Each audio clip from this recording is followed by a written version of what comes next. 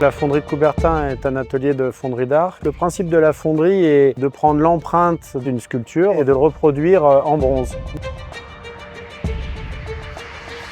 Il y a certaines œuvres pour lesquelles on va chercher à donner une certaine minéralité et donc on utilise le moulage au sable pour renforcer cette sensibilité-là. Et d'autres œuvres qui sont extrêmement détaillées, dans ce cas-là c'est fait en cire perdue. Ça permet de choisir la meilleure technique pour chaque œuvre.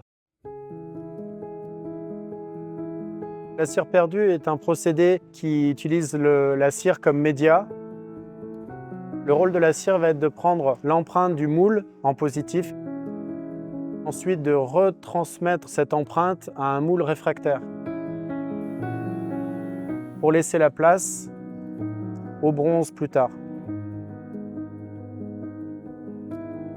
L'avantage de la cire dans le procédé, c'est qu'elle est fusible à basse température.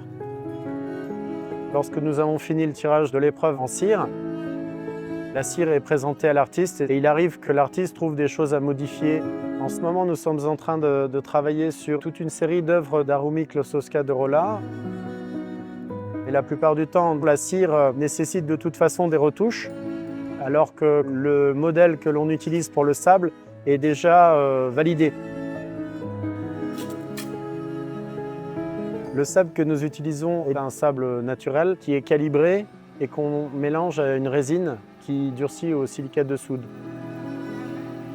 C'est un mélange qui se fait simplement au malaxeur. Le mélange de cette résine et de ce catalyseur va faire que le sable qui est flou lors de son usage, avant serrage, va ensuite durcir et donner des éléments rigides.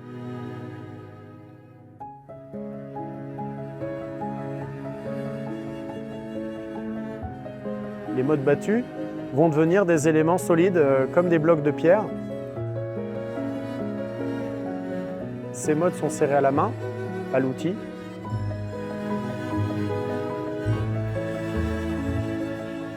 Entre la finition du moulage et la coulée, il y a ce qu'on appelle le passage de la couche qui permet d'isoler le sable du bronze en fusion. Donc l'alcool est évaporé de façon assez rapide en chauffant. La flambée sert à repousser l'humidité de la surface du bronze qui va être quelques minutes après au contact du bronze en fusion.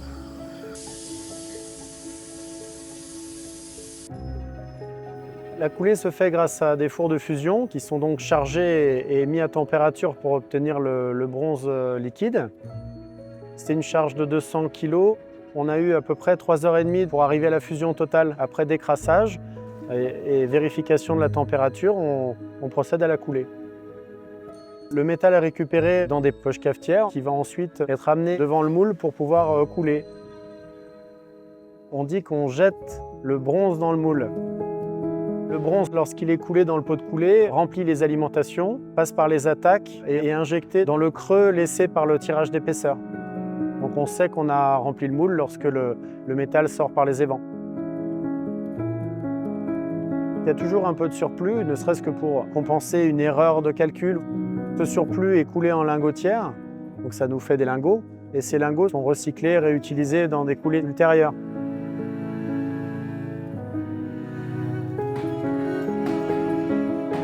Le décochage consiste tout simplement à libérer le bronze du moule par destruction de celui-ci. Une fois le bronze libéré de son moule réfractaire, il va être nettoyé à l'intérieur et à l'extérieur, libéré des alimentations. Ensuite, il va être pris en charge par l'atelier de ciselure. Un beau bronze brut de coulée, c'est encore beaucoup de travail.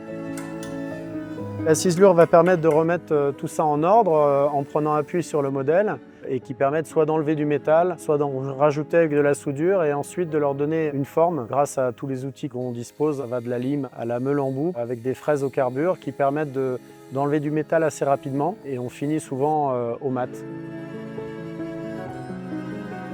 Ensuite, la finition de l'œuvre va être le travail du patineur.